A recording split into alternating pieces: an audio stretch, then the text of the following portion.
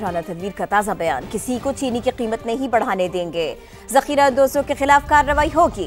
वफाकी वजीर राना तनवीर ने खबरदार कर दिया, कहा यूटिलिटी स्टोर्स पर चीनी 153 और मार्केट में 164 रुपए किलो है। कीमतों में इजाफे की अफवाहें मुस्तरद करते हैं।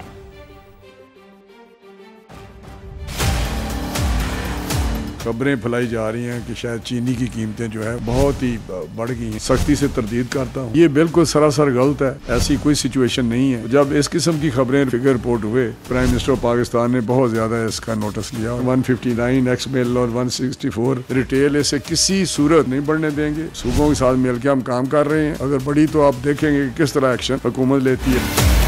इसी तरह तसद दिया जा रहा है कि शायद पिछले साल हुकूमत ने एक्सपोर्ट की थी, उसकी वजह से शायद प्राइसेस बढ़ी हैं। ये बिल्कुल गलत बात है। पिछले साल हमारे पास 76 लाख का स्टॉक था और हमारी मकामी जरूरत 63 लाख थी। 15 लाख सरप्लस थी। आधी से भी कम जो है 7 लाख एक्सपोर्ट की, जैसे $400 मिलियन ज़र मुआदला है वो पाकिस्तान को हासिल हुआ।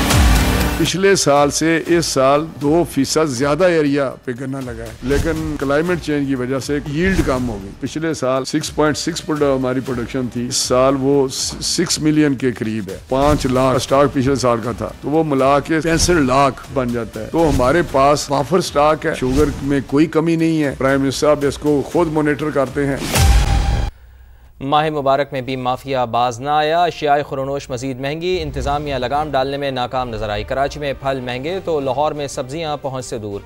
मुल्तान में चिकन की सरकारी रेट पर फरोख्त मुमकिन ना हो सकी। महंगाई की सूरत हाल से मुताल्लिक जानते हैं। कराची से खुर्शीद आलम हमारे साथ मौजूद हैं, लाहौर से अनजफर और मुल्तान से हमारा साथ देंगे मुकर्रम खान। तो सबसे पहले कराची का रुख करते हैं, जहाँ से खुर्शीद आलम हमारे साथ मौजूद हैं। खुर्शीद आलम साहब, अब तो रमज़ान मुबारक बिल्कुल जा रहा है और ईद करीब आ रही है, तो क्या रमज़ान मुबारक में आम आदमी को फ्रूट्स दस्तयाब हो भी पाएंगे या नहीं? देखिए, जिनकी इस्तात है वो तो यकीनन फल ख़रीद लेंगे, लेकिन गरीब आदमी देखता है, कीमत मालूम करता है और उसके बाद आगे बढ़ जाता है। कराची में अभी भी केला अंतरी से ऊपर है और इसी तरह सेब जो है वो भी 250 से 300 रुपये फ़ी किलो में दस्तयाब है। अमरूद भी 200 और 250 उसका रेट चल रहा है आम बाज़ारों में।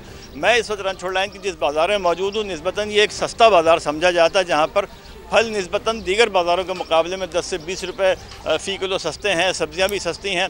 इस वक्त बाज़ार में सबसे सस्ती चीज़ अगर कोई दस्तयाब है तो वह टमाटर है, जो 25 रुपये, 20 रुपये और 30 रुपये फ़ी किलो में आवाज़ लगाकर फ़रोख्त की जा रही है। लेकिन वही केला जो आप आम दिनों में 100 के 3 दर्जन लिया करते थे, जब उसकी कीमत आप 200 रुपये दर्जन सुनेंगे तो आप पर क्या बीतेगी। वही सिचुएशन आम ख़रीदार की भी है कराची में, जहाँ पर कीमतों को मुरतब करने वाले तो मौजूद हैं, लेकिन उस पर बिकवाने वाले हमें कहीं नज़र नहीं आते। साथ ही रहिए खुर्शीद आलम हमारे।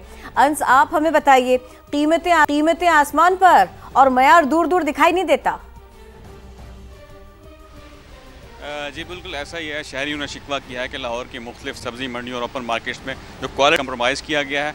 अभी तक लाहौर में महंगाई का तूफ़ान थम नहीं सका है। ईद उल फितर में अब कुछ ही रोज़ बाकी हैं। आज भी जो सरकारी निर्खनामे जारी किए गए हैं उसके मुताबिक लाहौर की सब्ज़ी मंडियों और ओपन मार्केट्स में सरकारी रेट्स पर अमल दरामद नहीं हो सका है।